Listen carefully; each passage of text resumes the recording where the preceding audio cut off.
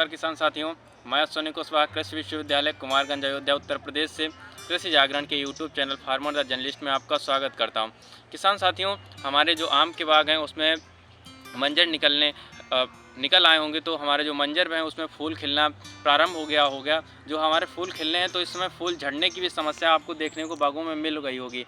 फूल झड़ने के साथ साथ जब हमारे फल बनते हैं तो हमारे फल भी झड़ते हैं। तो इस समस्या से बचने के लिए किसान भाइयों का किन किन क्रियाओं को करना चाहिए तथा हमें किस तरीके से इसका बचाव करें जिससे कि हमारी जो टोटल उत्पादन है उसमें हमें बढ़ोतरी मिल सके, इन सब के बारे में हम आपको इस वीडियो में बताएंगे। तो आप वीडियो अंत तक अवश्य देखें। साथियों, जैसा आप देख पा रहे हैं कि जो आम के बाग हैं उसमें मंजर आ चुके हैं तथा जो कुछ मंजर किस्मों में मंजर आ रहे होंगे तथा जो हमारी अंगेती किस्मों हैं उसमें मंजर आप देख सकते हैं खिलने भी लगे होंगे, तो फूल खिलने लगे होंगे। तो हमें इस समय निम्न बातों का ध्यान रखना चाहिए। किसान भाई, इस समय अपने बागों में आप देखेंगे कि मधुआ रोग के लक्षण आपको देखने को मिलेंगे। आप अपने बागों में जब मंजर निकलते हैं तो आप उसमें देखेंगे कि जो मंजर का डंठल होता है तो आप उसमें काले काले रंग के आपको धब्बे दिखाई देंगे। साथ ही आप लोग आम के पेड़ की पत्तियों को छुएंगे तो आपको उस पर भी काला काला पाउडर दिखाई देगा। जैसा कि आप ये देखेंगे कि जो हमारी पत्तियां रहती हैं इनको हम ऐसे टच करेंगे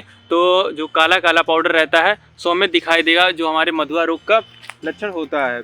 ये काला पाउडर जब मंजरी में इस रोग का प्रकोप होता है तो यह क्या रहता है, जो हमारे कीट इसके बाहर कीट रहते हैं वो लसलसे पदार्थ का स्राव करते हैं। जैसे ही आप बाग में जो है एंटर करेंगे तो आपको लगेगा कि हल्की बारिश सी हो रही है, तो आप इस तरीके से भी इस रोग के लक्षण को भी पहचान सकते हैं। आप जब बाग में एंटर करेंगे तो आपको लसलसा पदार्थ जो रहता है वो आपके फेस पर गिरेगा, जिससे कि आपको पता चल जाएगा कि हमारे जो बाग हैं उसमें मधुआ रोग का कीट का प्रकोप हो गया है। इस समय हमें किन बातों की सावधानी रखनी चाहिए, इस बारे में हम बात करें तो हमें जो हमारे बाग हैं उसमें नमी नहीं देनी चाहिए।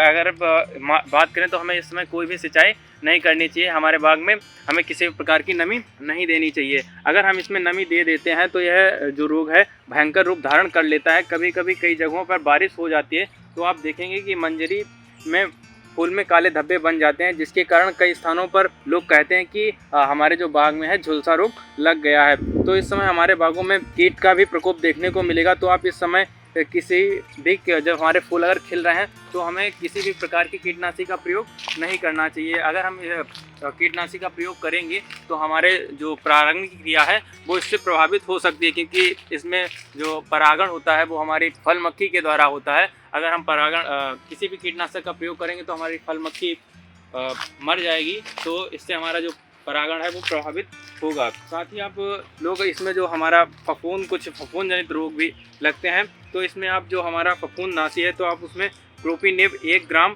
प्रति लीटर पानी में घोल बनाकर अगर छिड़काव करेंगे, या जो हमारा हेक्साजोनल 0.5 ml प्रति लीटर पानी में घोल बनाकर अगर इसका छिड़काव करेंगे तो हमें जो हमारे मधुआ रोग है उससे भी हमें निजात मिलेगी। साथ ही हमारे जो कीटनाशी हैं उसमें आप थियोमेथेक्सम 1 ग्राम प्रति लीटर में पानी का घोल बनाकर भी इसका छिड़काव करें। यह छिड़काव जब हमारे जो फूल है जब उसमें फल बनने लगे, यानी कि जब हमारा फल मटर के दाने के समान हो जाए, तब आप इस कीटनाशी का प्रयोग कर सकते हैं।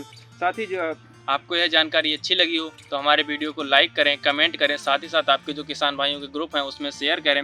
ऐसी जानकारियों को प्राप्त करने के लिए हमारे यूट्यूब चैनल को सब्सक्राइब करें, वहीं पे लगे बेल आइकन को दबाना ना भूलें, जिससे कि जो हमारे वीडियो की नई नोटिफिकेशन है वो आपके पास जल्दी से जल्दी पहुंच सके। धन्यवाद।